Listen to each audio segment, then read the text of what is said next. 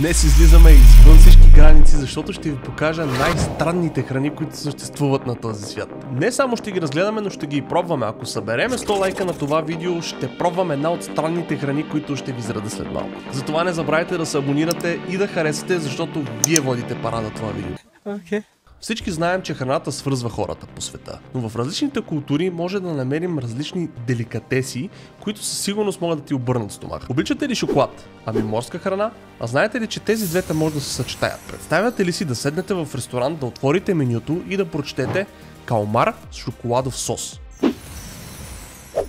Японците именно обичат да правят експерименти и да смесват различни неща. Смесват сладкото и морския вкус, а според местните или го пробваш, или просто минаваш на следващото ястие. Лично мнение е по-добре шоколада да си остане с ягоди. Ако до края на това видео ви стане гадно, си припомнете за този вкусен бургер, който е зад мен, който най-вероятно няма да го виждате до края на видеото. Пробвали ли сте някога чай с масло?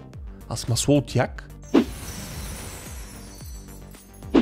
Това не е просто обикновен чай с мляко, тук се слага масло от яки. Яките са яки, як е много як, защото яки. Тапаняки. Този чай е супер мазен, тежък и солен, принципно идеален, ако живееш високо в планината и ти трябва бърза енергия. Обаче за нас българите това е нещо много странно. Как ли ще реагират хората от другите държави, като им кажем, че ядем свински уши и крачета? Може би и както вие ще реагирате за другите ястия по целия свят. За много европейци този чай именно е някакъв шок, а за местните е закуска за шампиони. Туристите често го пробват от учтивост, обаче рядко повтарят. А вярвате ли, че от едното животно може да се яде абсолютно всичко? Следващото ястие са пилешки крачета. Китайки продават на улицата мариновани, печени, пържени, а у нас баба ги вареше в супа при настинка. Те са желатинови, странни като текстура, но страшно обичани в Азия, защото се ядат без отпадък. Ако питате мен, те са чудесни за хората, които искат да опитат странни неща, обаче със сигурност не са за първа среща. Освен ако не си търсите такава жена, разбира се. А пилешките крачета в България най-често се срещат в ястието пача, което може би повечето от вас са пробвали. Кой не е ял пача? А бихте ли опитали охлюви някога? Яденето на охлюви с масло и билки може да ви звучи като наказание, обаче това във Франция е деликатес. Аз лично съм опитвал, те са малко като гъба с упорит характер, обаче ако не са изчистени правилно, просто се гответе за едно приключение в тоалетната. Знаем, че азиатците са готови да пробват какви ли не неща, а дали са готови да пият вино с малки мишлета? Тук става страшно. Буркан с оризово вино и новородени мишлета, които ферментират вътре. За местните това е лечебна напитка, особено срещу тежки настинки. А на някои азиатски пазари го предлагат като храброст в бутилка. А бихте ли опитали варено патешко яйце с ембрионът в него? Това се казва балут и е от Филипините. То е варено патешко яйце, в което вече се е оформил ембрионът. Според филипинците, идеалната закуска за истински мъже. За останалите, сблъсък с природата отблизо. Текстурата е микс между яйце, пилешко и неповторимо изживяване. А можете ли да си представите да ядете сирене, обитавано от червеи? Или по-скоро сиренето обитава червеите? Сета, това се казва казо марцо и се намира в Сардиния, Италия. Това е козе сирене, което ферментира благодарение на живи червеи вътре. Ентусиастите го ядат с или без червеи. Тук вече се задавам няколко въпроса на къде върви това. Според туроператорите най-лудите туристи идват точно за това. Представяш ли си цялата ти почивка да се върти около това, да ходиш да пробваш някакво сирене с червеи? Да, представям се, защото ние буквално отидохме на почивка, за да пробваме зелено сирене в България. Това видео може да го гледате тук.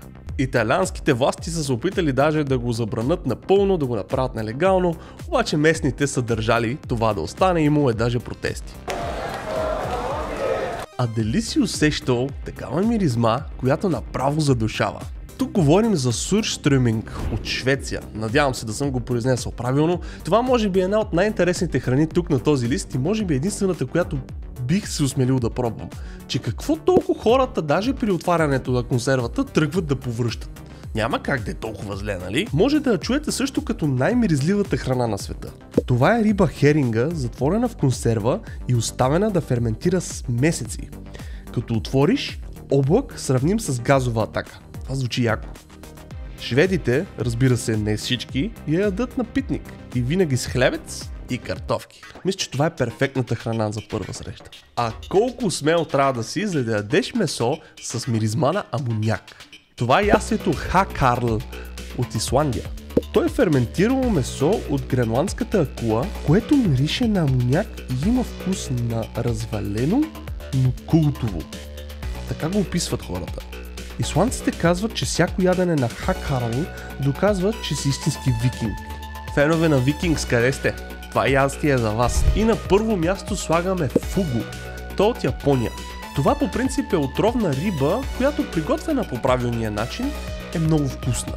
Това е риба балон, която може да убие човек, ако не е приготвена правилно. Съдържа смъртоносна отрова. Повече от 10 години обучение са нужни на готвачите, преди да имат право да я слагат в чинията ти. В Япония това е ястие за празници, но разбира се и за YouTube предизвикателство. Надявам се да не си забравил да харесаш това видео, защото на 100 лайка ще опитаме някои от тези неща. И ще бъде качено това видео тук в YouTube. А вие смелчаги, коя от тези храни бихте опитали някога? Има ли въобще такава? Напишете ми долу в коментарите. Също така предполагам, че все някой от вас има някакво такова кулинарно преживяване. Ще ми бъде много интересно да го прочета. Надявам се това видео да е било пълноценно по един или друг начин на някой от вас. Напишете ми също така какви други интересни факти или видеа искате да видите за в бъдеще на този канал. Благодаря за гледането и peace out. Супер мазен, тежък и солен.